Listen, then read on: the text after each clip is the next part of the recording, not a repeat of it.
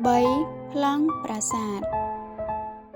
ប្រាសាទព្រះគោត្រូវបានសាងសង់ឡើងដោយព្រះបាទឥន្ទ្រវរ្ម័នដោយព្រះអង្គបានសាងសង់ប្រាសាទព្រះគោក្នុងនាមដើមថាបរមេស្វរៈ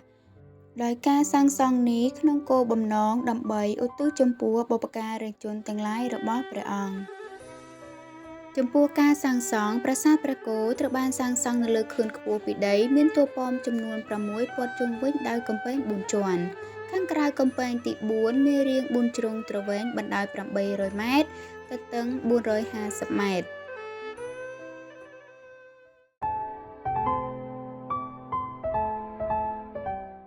កំពែងទី3មានរាបថ្មជាសម្គាល់ដែលមានខ្លោងទ្វារនៅទិសខាងលិចនិងទិសខាងកើតមានរាង4ជ្រុងស្មើដែលមានប្រវែង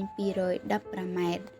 ចំពោះកំពែងទី2គឺមាន4ជ្រុងស្មើដូចគ្នាដែរដែលមានប្រវែង95ម៉ែត្រក្នុងកំពែងនេះ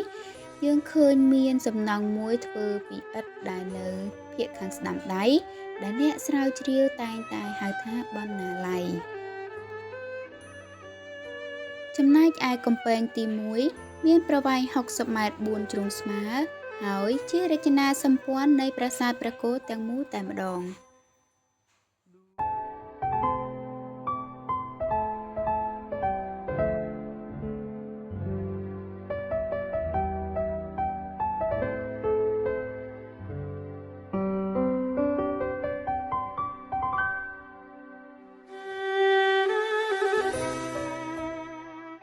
ចំពោះលក្ខណៈពិសេសនៃប្រាសាទព្រះគោនេះគឺការសាងសង់ពីឥដ្ឋ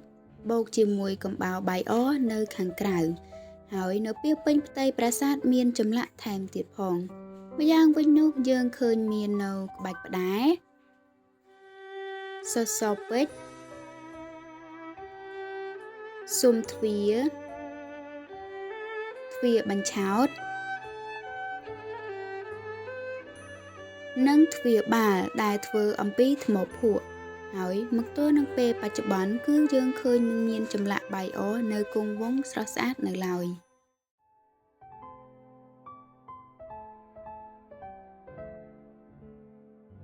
ប្រាសាទព្រះគោសាងសង់ក្នុងទម្រង់ពិសេសមួយនោះគឺឧទ្ទិសជូនចំពោះបុព្វការីជនមានព្រះបាទជ័យវរ្ម័នទី2ដែលបានតម្កល់រូបស្នងនៅទូប៉មកណ្ដាលឯទូប៉មដទៃទៀតក៏បានតម្កល់រូបស្នងរបស់បុព្វការីជនដទៃទៀតរបស់ព្រះអង្គផងដែរដោយសុទ្ធតែឆ្លាក់ក្នុងទម្រង់ទេពព្រះឥសូរនិងនាងឧមាដោយមានជំនឿយ៉ាងមុតមាំថាបុព្វការីជនដែលបានឧទ្ទិសនោះបានយាងទៅសោយសុខក្នុងឋានអាទិទេពផ្សេងៗណាមួយផងដែរ